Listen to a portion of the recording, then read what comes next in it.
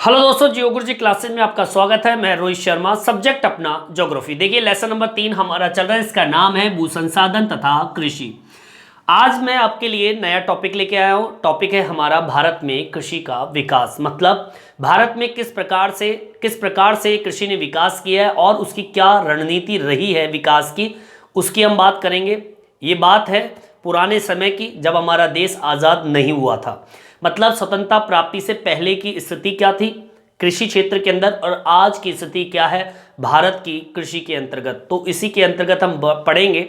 समय शुरू से लेंगे और अंत तक देखेंगे कि हमारे भारत ने कृषि के मामले में किस प्रकार से विकास किया है। तो सबसे पहले हम बात करते हैं स्वतंत्रता प्राप्ति से पहले की।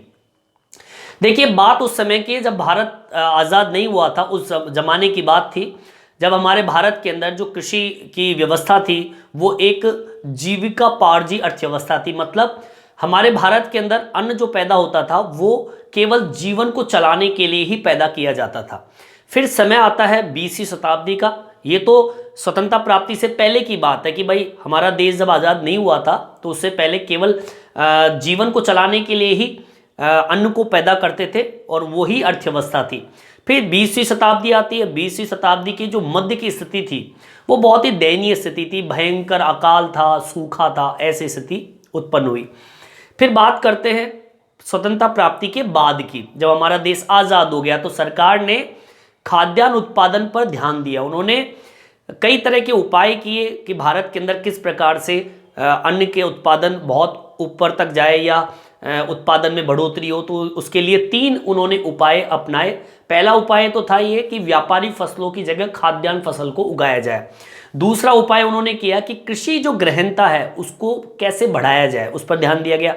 और जितनी भी कृषि योग्य बंजर भूमि थी या फिर हम कहें पड़ती भूमि थी, जो किसी न किसी कारण से खाली पड़ी है, बेकार पड़ी जमीन, उसको कृषि भूमि में बदला जाए। इस तरीके से स्वतंत्रता प्राप्ति के बाद ये कार्य किया गया। प्रारंभ में इस नीति से बहुत फायदा हुआ, लेकिन जैसे ही 1950 का दशक आता है तो अंत में जो कृषि का उत्पादन है वो धीरे धीरे क्या हो गया, स्थिर हो गया। अब मैं कहां तक पहुंच गया, 1950 तक। स्वतंत्रता प्राप्ति से पहले की स्थिति और 1950 तक की स्थिति मैंने आपको बता दी है। अब मैं इसको बोर्ड पे एक्सप्लेन कर रहा हूं, आप अपने नोट्स तैयार कीजिए, है ना।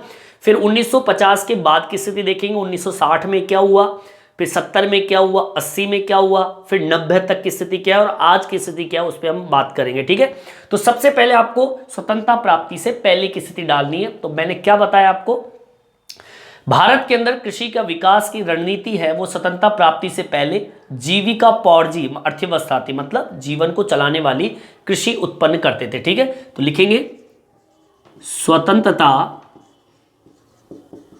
प्राप्ति से पहले भारत में कृषि जीविका पार्जी अर्थव्यवस्था थी। ठीक है, ये स्वतंत्रता प्राप्ति से पहले की स्थिति है। फिर 20वीं शताब्दी आती है। 20वीं शताब्दी, ठीक है, 20वीं शताब्दी के मध्य के अंदर, 20वीं शताब्दी के मध्य में अब क्या स्थिति होती है भारत के अंदर, भयंकर तो अकाल था और सूखा था। ठीक है, 20वीं शताब्दी के मध्य में स्थिति कृषि क्षेत्र में दयनीय थी। भयंकर अकाल व सूखा। ठीक है, ये 20वीं शताब्दी। अब हम बात करते हैं स्वतंत्रता प्राप्ति के बाद की स्थिति। स्वतंत्रता प्राप्ति के बाद, ठीक है, एक एक टाइम मैं आपको बताऊंगा कि भारत में कृषि के लिए कैसी स्थिति उत्पन्न हुई। स्वतंत्रता प्राप्ति के से पहले की स्थिति जो थी वो कृषि केवल जीविका पॉर्जी अर्थव्यवस्था थी। मतलब अपना भरण पोषण हो जाए ऐसी अर्थव्यवस्था थी कृषि के मामले में। व्यापार नहीं था, केवल भरण पोषण। 20वीं शताब्दी आती है, स्वतंत्रता पहले थी। अब 20वीं शताब्दी जब आती है तो स्थिति कृषि क्षेत्र के अंदर बहुत दयनीय थी, भयंकर तो अकाल था और सूखा था। अब बात करते हैं स्वतंत्रता प्राप्ति के बाद की स्थिति। सरकार ने ध्यान दिया खाद्यान्न उत्पादन में, ठीक है। स्वतंत्रता प्राप्ति के बाद सरकारों ने कृषि उत्पादन पर ध्यान दिया, ठीक है। इसके लिए निम्न उपाय अपनाएं। अब वो निम्न उपाय कौन से हैं? पहला ये कि व्यापारिक फसलों की जगह खाद्यान्न फसल उगाई। व्यापारिक फसलों की जगह खाद्यान्न फसल उगाया। दूसरा क्या ध्यान दिया उन्होंने? कृषि गहनता को किस प्रकार बढ़ाया जाए। कृषि गहनता को बढ़ाना, ठीक है। तीसरा क्या काम किया उन्होंने? जो कृषि योग्य बंजर भूमि थी उसको कृषि भूमि में बदला, पड़ती भूमि थी उसको भी कृषि भूमि में बदला। कृषि योग्य बंजर भूमि व पड़ती भूमि को कृषि भूमि में बदला, ठीक है। यह काम इन्होंने किया। देखो, स्वतंत्रता प्राप्ति से पहले की स्थिति मैंने बता दी, 20वीं शताब्दी के मध्य की स्थिति मैंने बता दी, स्वतंत्रता प्राप्ति के बाद की स्थिति क्या रही कृषि उत्पादन के अंदर, ये स्थिति। भाई स्वतंत्रता प्राप्ति जब हुई तो सरकारों ने कृषि उत्पादन पर ध्यान दिया। उन्होंने 3 उपाय अपनाए कि किस प्रकार से कृषि का उत्पादन बढ़े। तो व्यापारिक फसलों की जगह तो खाद्यान्न फसल उगाना शुरू कर दिया, कृषि गहनता को बढ़ाना शुरू कर दिया, और कृषि योग्य जो बंजर भूमि थी, बेकार पड़ी भूमि थी, पड़ती भूमि जो कई सालों से बेकार थी, उस भूमि को कृषि भूमि में बदलना शुरू कर दिया, ठीक है। अब इस नीति का उपाय इन्होंने लागू किया, कृषि में फायदा भी हुआ, लेकिन 1950 के बाद में कृषि उत्पादन स्थिर रह गया, ठीक है। इसको डाल देंगे। प्रारंभ में इन उपायों से लाभ मिला, ठीक है, परंतु बात करें 1950 की। अब मैं 50 में आ गया। स्वतंत्रता प्राप्ति से पहले 20वीं शताब्दी पहुंच गया, स्वतंत्रता प्राप्ति के बाद की स्थिति, अब 1950 में पहुंच गया। 1950 में इस उपाय से लाभ हुआ, परंतु कृषि उत्पादन इस समय क्या हो गया? स्थिर रह गया। बोलिए, यहां तक आपके समझ में आ गया होगा, ठीक है।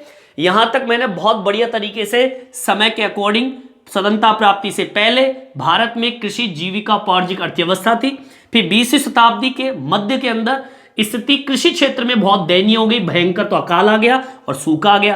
फिर बात करते हैं स्वतंत्रता प्राप्ति के बाद की, तो सरकार ने कृषि उत्पादन पर ध्यान दिया। उन्होंने 3 उपाय अपनाए। पहला, व्यापारिक फसलों की जगह खाद्यान्न मतलब खाने वाली फसल पर ध्यान दिया। कृषि गहनता को कैसे बढ़ाया जाए, ऐसे उपाय किए। और कृषि योग्य बंजर भूमि और पड़ती भूमि की जगह कृषि भूमि में मतलब इन दोनों भूमि को कृषि भूमि में बदल दिया, जिससे कृषि उत्पादन में बढ़ोतरी। प्रारंभ में ये तीनों उपाय जो है उससे लाभ तो मिला, परंतु 1950 में इस उपायों से लाभ के बाद परंतु इस कृषि के उत्पादन में धीरे धीरे स्थिरता आने लगी, ठीक है। चलिए, यहां तक आपके समझ में आ गई होगी। अब मैं बात करूंगा 1950 के बाद 1960 की स्थिति क्या है, ठीक है। 60 में पहुंचेंगे, यहां तक आप उतार लीजिए। देखिए, आगे की ओर बढ़ते हैं, बात करते हैं 1960 के दशक की, ठीक है। 1960 के दशक की, ठीक है। 1950 के बाद में 1960 आता है, तो 1960 के दशक में क्या हुआ? 1960 के दशक के मध्य में अकाल से देशों के अंदर मतलब जो हमारा देश था उसमें अन्न संकट पैदा हो गया। इसलिए हमने क्या किया? खाद्यान्न आयात करना शुरू कर दिया, मतलब बाहर से अन्न मंगाना शुरू कर दिया, ठीक है। तो 1960 के मध्य में भयंकर 2 अकाल आए, इसलिए हमने बाहर से अन्न आयात किया। ठीक है, हमने 1960 के दशक के अंदर जब भयंकर 2 अकाल आए तो हमने बाहर से अन्न खाद्यान्न, जिसे हम कहेंगे खाद्यान्न, आयात करना शुरू कर दिया। ठीक है, 1960 के दशक के अंदर हमने क्या किया था कि जो गेहूं है वो तो मैक्सिको, चावल है जो फिलीपींस के अंदर जो अच्छी किस्म थी वहां से लाकर भारत के अंदर उपलब्ध कराई, जिससे भारत को बहुत ही लाभ भी हुआ। ठीक है, 1960 के दशक में गेहूं तो मंगवाया कहां से? गेहूं मंगाया अपने मैक्सिको से किस्म। ठीक है, वह चावल मंगाया कहां से? फिलीपींस से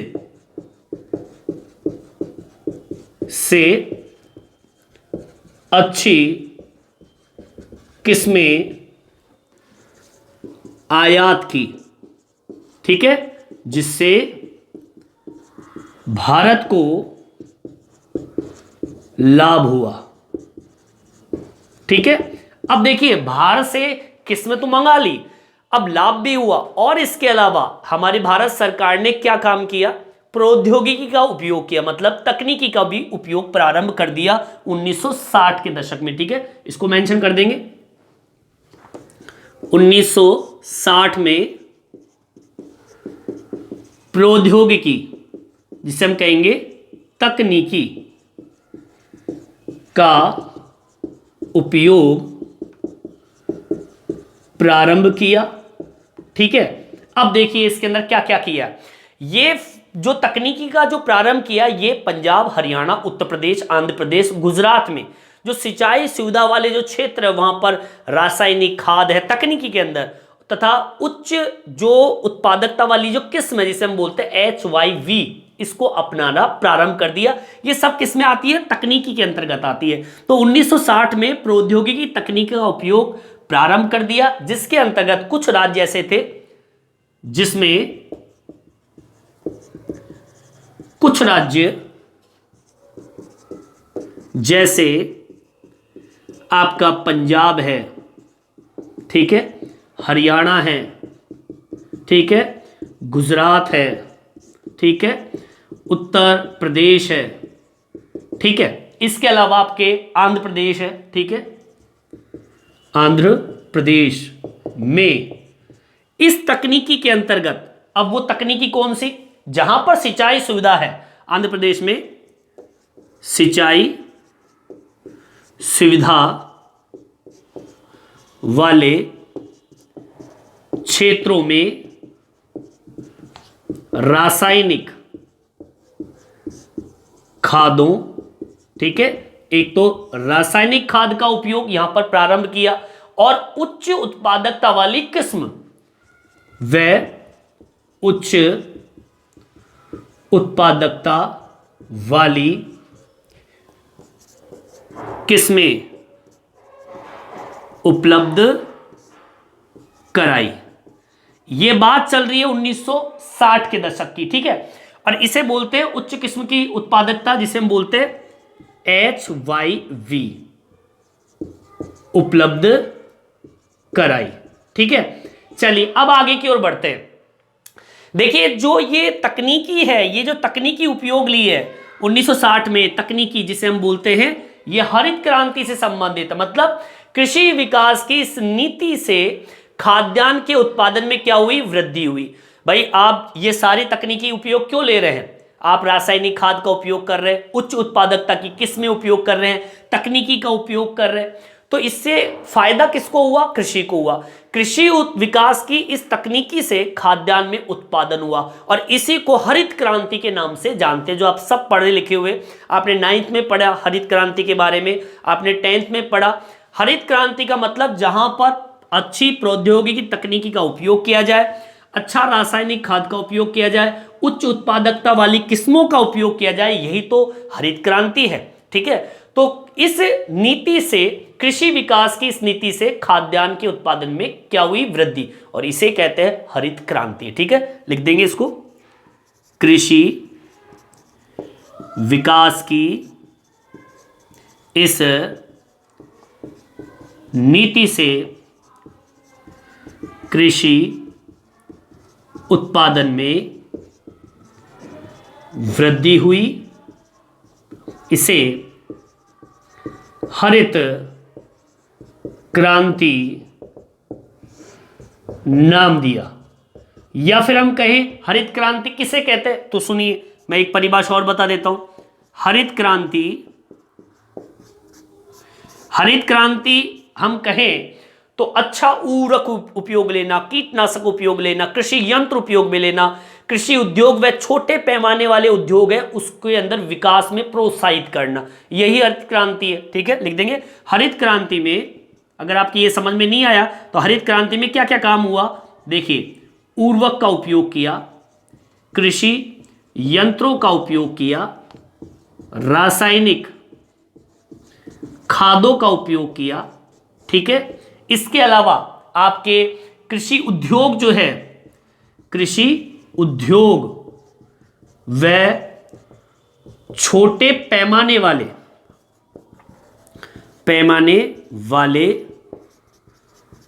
उद्योगों को प्रोत्साहित किया, प्रोत्साहन दिया, ये कहलाती है हरित क्रांति। समझ में आई बात, मतलब तकनीकी का उपयोग करना।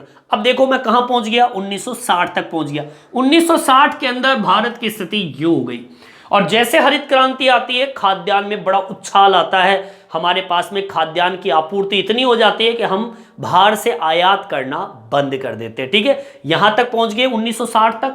चलिए आगे हम लेंगे, कौन सा दशक लेते हैं, यहां तक आप उतार लीजिए। देखिए आगे की ओर बढ़ते हैं। 1960 के दशक में आता है समय 1980 का। 1980 के दशक में एक योजना चलाई जाती है भारत सरकार के द्वारा, भारतीय योजना आयोग। इस योजना के तहत वर्षा आधारित जो क्षेत्र है वहां पर कृषि की समस्याओं पर ध्यान दिया गया।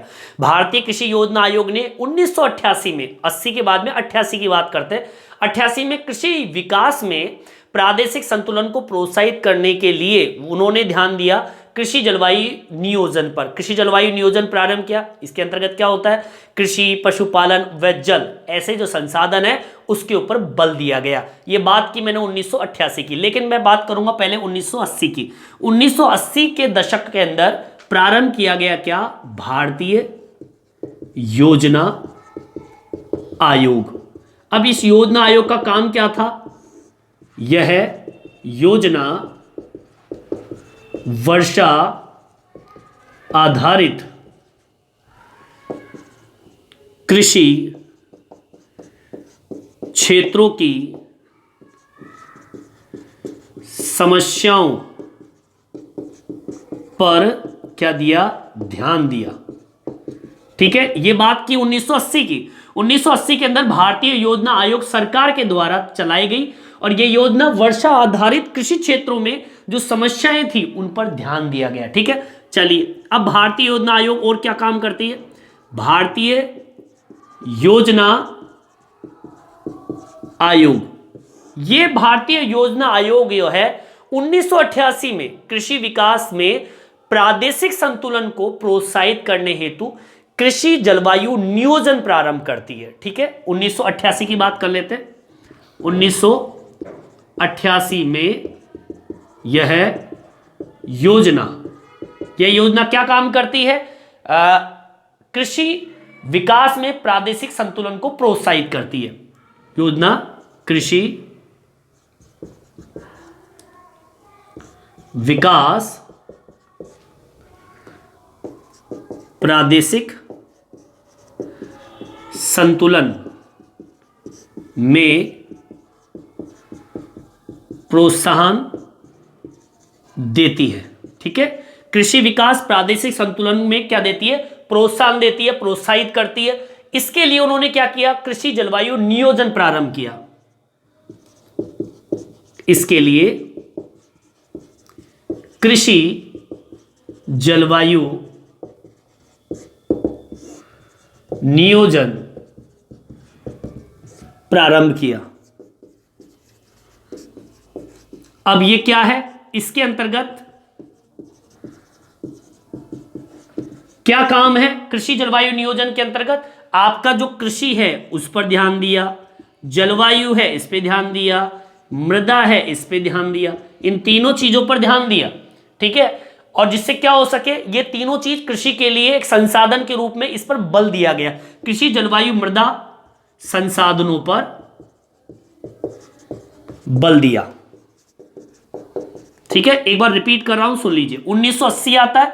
1980 के दशक में भारतीय योजना आयोग, यह योजना वर्षा आधारित कृषि क्षेत्रों में समस्याओं पर ध्यान देता है। ठीक है, फिर भारतीय योजना आयोग क्या काम करती है 1988 के अंदर? यह योजना कृषि विकास, प्रादेशिक संतुलन में प्रोत्साहन देती है। इसके लिए कृषि जलवायु नियोजन प्रारंभ करती है।